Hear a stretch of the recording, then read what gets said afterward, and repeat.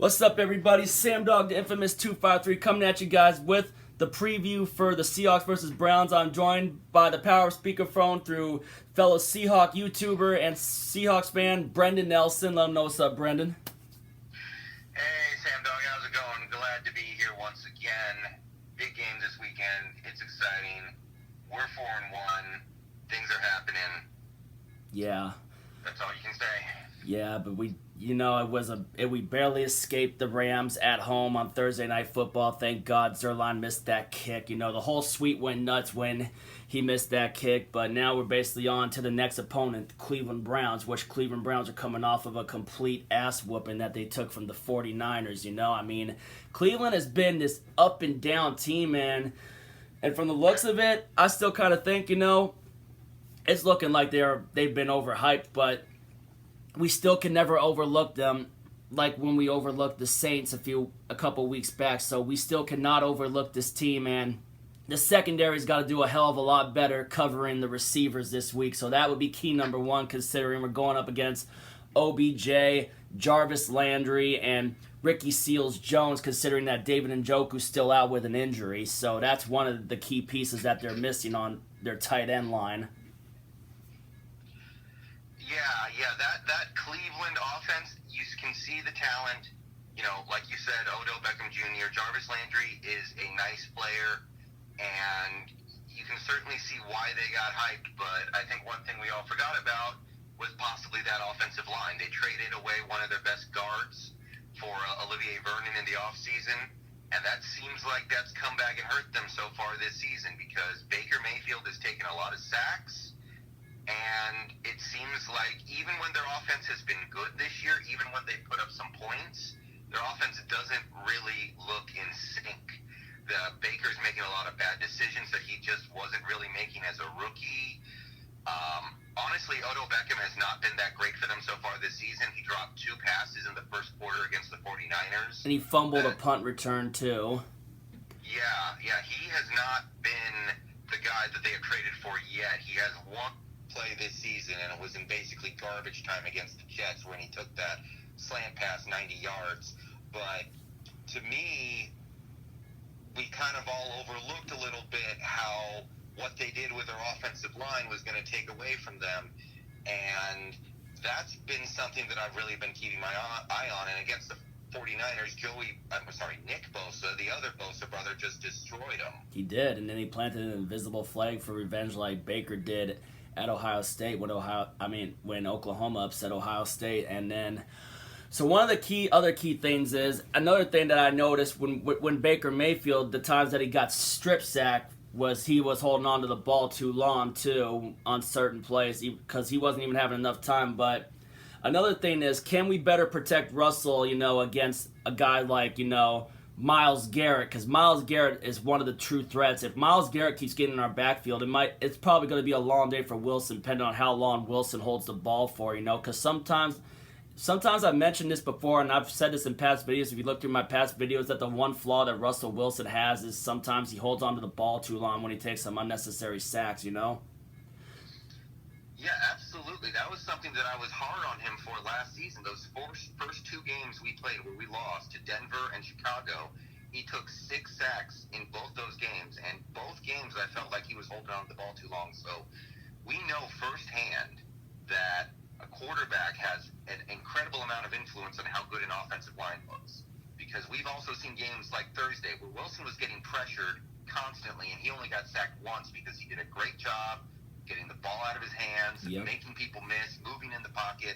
So we know that a quarterback has a lot of say in how many times he gets sacked. I like to say sacks are a quarterback stat, pressures are an offensive line stat. Yeah. So Baker is not cutting it on that front so far this season.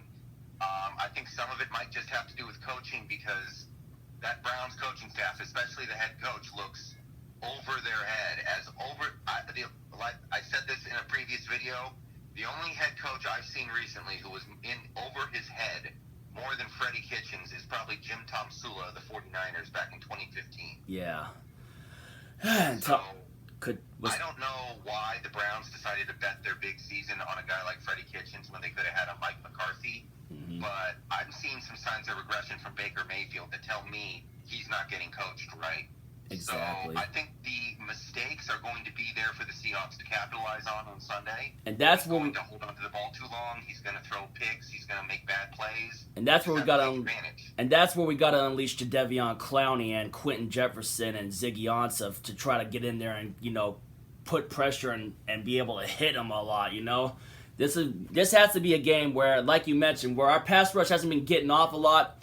This has to be a game where our pass rush has to be hitting them, try to at least get 4 or 5 sacks in this game. We just gotta get. I say, put Jadeveon Clowney on that blitz, and when Michael Kendricks, when he's in on that blitz, he comes flying like he's been shot out of a cannon, and it was showing in the Arizona game too. So, put pressure. Put him on his ass as many times as we can, and that will do enough damage to help us win this game and make Baker Mayfield make a lot of mistakes too. But the secondary is going to have to play a lot of man coverage in this game too. I know we mentioned this earlier, but it's also going to come down to the secondary, and then also how well can our running game on offense with Chris Carson and Rashad Penny affect this game too, and then possibly how much will we use CJ Procise on third down plays too, as our third string running back, because we plugged in Procise quite a bit in a couple of these past few games too. So what kind of effect could he have in this game too? But mainly,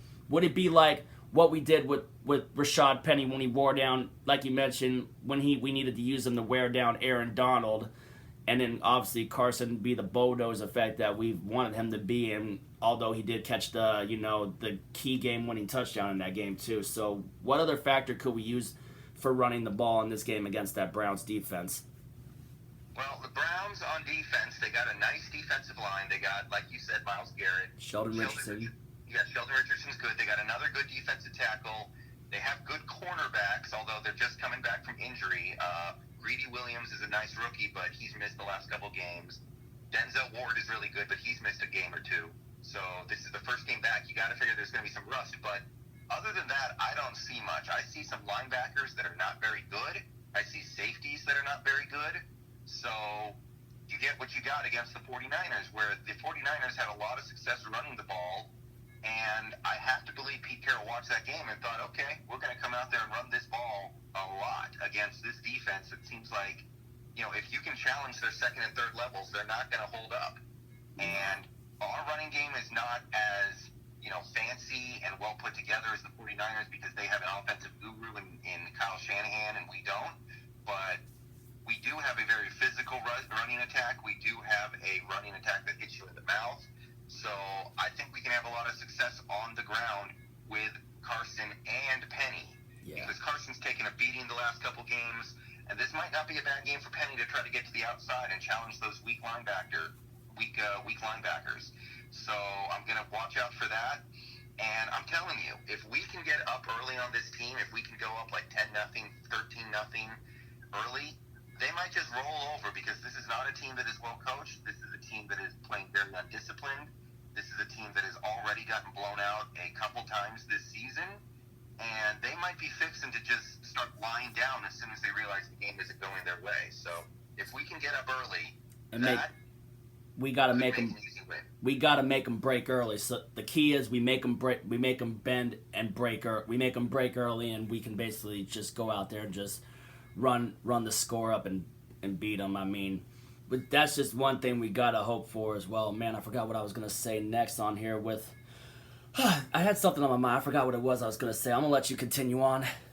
Okay, so yeah, because in my time as a football fan, I've seen teams get embarrassed, like the Browns got embarrassed on Monday Night Football, and usually, if they're a good team, they come back in the next game and win or lose, they give it their all and play a good game and do some things right. Or sometimes, they just take that as a sign that things are not going to go our way this season, and they just fold. So I'm really looking for this Seahawks team to put the Browns in a position where they can just fold, just hit them in the mouth a couple times, and they go down, and there's no contest. You can just win the game 20-6 or 20-3 or something like that. So that's really what I'm going to be looking for. So I want us to start strong. I want us to double-team Myles Garrett from the get-go. Like one thing we did against the Los Angeles Rams was early in that game we tried to get away with single teaming Aaron Donald. It did not work, and by the late first quarter we started double teaming him, and we did a good job of taking his impact out of the game. And Wilson only got sacked once that whole game, which is kind of incredible given how much pressure he was getting. But at the very least, we took Aaron Donald out of that game for a good chunk of it. Yeah. So I want to see us double team him because Jermaine Ifedi cannot handle Myles Garrett. Nobody really can, but especially not Ifedi. What about Sheldon Richardson, too? They still got Richardson. And then, like you mentioned, the only sack that we gave up in that game against LA was Clay Matthews. And Clay Matthews ended up leaving the game because his jaw got inadvertently kicked by Chris Carson on a run, which knocked Clay Matthews out of the game. Now I remember what it was I was going to say, like, from that game against Cleveland and San Francisco last week about the 49ers run game. Did you notice after Kyle Juszczyk left the game that their running game started to disappear? Yeah, and he is one of the best fullbacks of this decade. He is maybe the fullback of the 2010s, so that makes a lot of sense. It makes sense that when you lose a fullback who's that good, that you would start to see some things disappear. And, like, I'll say this more when we actually play the 49ers, but their running game and their offense in general is built on excellent scheming. They're putting their players in great positions to succeed. This Seahawks offense is more about, we're just better than you, we're going to outrun you, we're going to run over you, or whatever. It's just more of a man-up, mano-a-mano thing. We're not about scheming, beating teams with scheme so much as we are just beating teams with talent. Yeah. So it is different, but I would still say that we should be able to go out there and exert our will against a Cleveland defense with a ton of holes. So we got to start using some schemes to beat teams is what else you're saying, too. Yeah, I would love to see that. I mean, Brian, look, a lot of Seahawks fans don't like Brian Schottenheimer, and it's clear to understand why. He has done some good things in Seattle. Most notably, I think he's really done a lot to fix Russell Wilson's game. One thing I've really noticed over the last year is that under Darrell Bevell, who I still like Bevell and think he did more good than bad, but with Bevell, when Wilson would get pressured or when the pocket would break down, he would run backwards. Yeah. And sometimes it resulted in a big play, but sometimes he got sacked and lost 20 yards. Under Schottenheimer, when he's getting pressured, he's running forward or to the sides. He's not giving ground. He's not running backwards so he can, ruin a drive because suddenly it's 2nd and 30. So, things like that, I like Schottenheimer for. I think he's played a big role in fixing Wilson's game a little bit. But a lot of times we just play straight up football. We just try to run the other team over, or we try to have our receivers beat the cornerback. I don't feel like there's a lot of, fancy stuff in our offense. And if we could open it up a little bit, that would obviously be great. Because you see what teams like the Rams and you see it with teams like the Patriots. They just constantly scheme receivers open. Yeah. Where you look at the replay and you go, hey, what could the defense have possibly done to cover that guy? It's impossible. Exactly. I mean, the Patriots. I would like to see stuff like that. And plus, the Patriots right now have the best defense in the league. I mean, you saw what they've been doing to teams lately. I mean, they've allowed the least amount of touchdowns against certain teams this year. Yeah. Their defense has been playing great too, but to me, it's just that's an advantage that this team could be getting that they're not. And look, we'll worry about that when it's time to worry about that. But against this Browns team, I think we can win with the way we've been playing. I think we can challenge. I said, run over their weak linebackers with Carson and Penny, but also Will Dissly. Will Dissly, this might be another big game for him. Dissly's the man. I don't believe that those linebackers and safeties can stop Will Dissly from having another good game. He's had 4 good games in a row. That point was proven against the Arizona Cardinals, too. I mean, when Cardinals, their weakness was basically tight end coverage. I like the way Dissly's been playing, to be honest with you. One of the catches he made against the Los Angeles Rams, I'll be honest with you, one of my thoughts on it, and I don't know how many of my subscribers might be Patriot fans, but one of the catches that Dissly made kind of showed a little bit of similarity to some of the plays that Rob Gronkowski has made throughout his career. And I'm not comparing him to Gronk. I just said the play looks a little similar to a catch that he would have made. You know, I mean, Disley has been one of the big time bright spots on this Seattle offense, and so far in his career, he has 7 touchdowns in 2 seasons, where George Kittle has like 9 in 3 seasons. You know, because Kittle's been there since 2017. If Disley had not gotten hurt last year, I think Disley would have definitely overshadowed George Kittle, and Disley has a big chance coming up in this league. If he continues to keep on balling the way he is and staying healthy, making those type of catches and scoring touchdowns, I think Disley could easily overshadow George Kittle this season, you know? Because Disley is... To me, the comparison for Will Disley is Jason Witten. That's the kind of game that he needs to emulate. And so far, so good. He's done everything we could have expected. And he's just a guy who runs good routes. He gets open. He's got good hands. And Jason Witten's another great comparison too. I like the way that's mentioned too, because we already know Witten's a guaranteed Hall of Famer for how long he's been playing and how good he's been doing with all the years he's been playing in Dallas. I mean, obviously he had Tony Romo, Dak Prescott. I mean, would you say he has a stiff body on that too? I mean, I don't know about stiff. He's not an athlete. He's not a Gronkowski or a Jimmy Graham or a Travis Kelce. He's not that kind of guy, but he is, however, very reliable. And that's what I see from Disley. Yeah. Even before the injury, Disley was not some tremendous athlete who was jumping over 3 people and breaking 3 tackles every play, but he was a guy who had good hands and understood routes, and basically he just found a way to get open despite not being all that fast. And to me, I'm really looking for Will Disley to be a Jason Witten type guy for as long as he's here, and hopefully he can keep it up a long time. But yeah, I'm looking for a big game from him on Sunday, and hopefully that's enough to carry the day because we forced some turnovers. You and me both. On this Browns offense, but to me, that's about it for this game, man. I mean, Nick Chubb might be a problem. We got to make sure we wrap up on him because if he breaks away, you're not going to catch him. Yeah, we forgot to mention Chubb. We got to shut down Cleveland's running game, too, with Chubb. I mean, thankfully they don't have Kareem Hunt yet, but we got to definitely... Linebackers and them, we need to better wrap up on tackling, too. Some of the tackling was still bad against the Rams, but we got to wrap up on the tackles and better cover the tight ends and receivers, but... We got to wrap up more on tackles. But also be honest with me for that Thursday night game for one of the catches that Disley made with the one off the face mask. Would you say, I mean, I know we're comparing him to, we're saying that it's similar to Jason Witten, but would you say that the play he made off the face mask was kind of a Gronkowski-esque type play? Yeah, that was an incredible play, and he deserves a lot of credit for that. That was not an easy catch. It was over the shoulder. He had a defender pretty much on him, and... It was a great throw. It was a great catch. I see what you're saying with that comparison for that one play, but I just more mean, like, in general, he reminds me more of a Jason Witten than a Rob Gronkowski. But right. He's special, and I did not see this coming. I don't think any Seahawks or Huskies fans saw this coming. Nah. So we got to take advantage of him while we got him.